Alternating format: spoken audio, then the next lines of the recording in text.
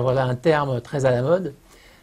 Finalement, quand ça se rapproche tout à fait de la notion de développement durable, sustainability en anglais, qui est largement utilisée aujourd'hui pour les modes de consommation d'énergie. Donc une mobilité durable, c'est une mobilité qui va réduire l'ensemble des impacts de la mobilité, réduire les gaz à effet de serre, réduire la pollution, réduire l'impact sur les ressources, réduire la dépendance au pétrole. Voilà ce qu'on peut appeler la mobilité durable.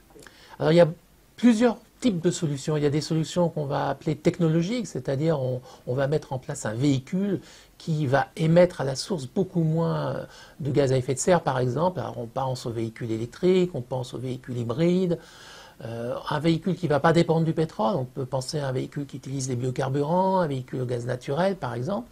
Et puis on a des solutions de type plus organisationnel. Par exemple, favoriser le taux de remplissage d'une voiture. Donc on appelle ça par exemple le covoiturage. Ça peut être aussi d'organiser différemment la mobilité, c'est-à-dire les gens ne vont pas avoir une voiture qui va servir à tout, mais vont utiliser des services et ils auront une voiture qui répondra aux services voulus. Par exemple, une petite voiture, si c'est en mobilité urbaine, une voiture un peu plus importante si c'est pour organiser des vacances et partir en famille. Et puis on a des solutions intermodales, c'est-à-dire on va essayer d'optimiser les solutions. On va utiliser le transport collectif, on va utiliser le transport individuel, comme on les appelle les modes doux, c'est-à-dire par exemple les vélos. Et là, c'est tout un système d'organisation, de mise en place d'infrastructures, parce qu'il faut pouvoir laisser son vélo à un endroit donné. On n'est pas toujours à 1 kilomètre de lieu où on veut aller, on a parfois 20 kilomètres à faire. On peut coupler donc différents types de modes. Donc c'est un ensemble, ça sera un petit peu une optimisation de tous ces systèmes, de toutes ces solutions qui permettront de réussir la mobilité durable. Alors la transition énergétique, en fait, ça concerne tous les secteurs, hein, l'industrie, le résidentiel, le tertiaire et les transports particulièrement. Pourquoi les transports particulièrement? Parce que les transports présentent un certain nombre de spécificités.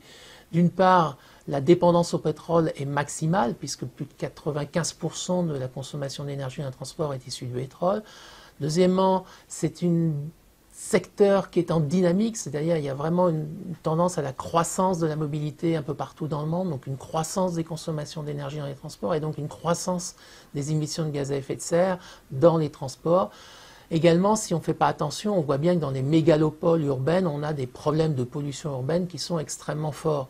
Donc on voit bien que le transport présente des spécificités fortes et c'est pour ça qu'il y a une attention particulière qui lui est donnée.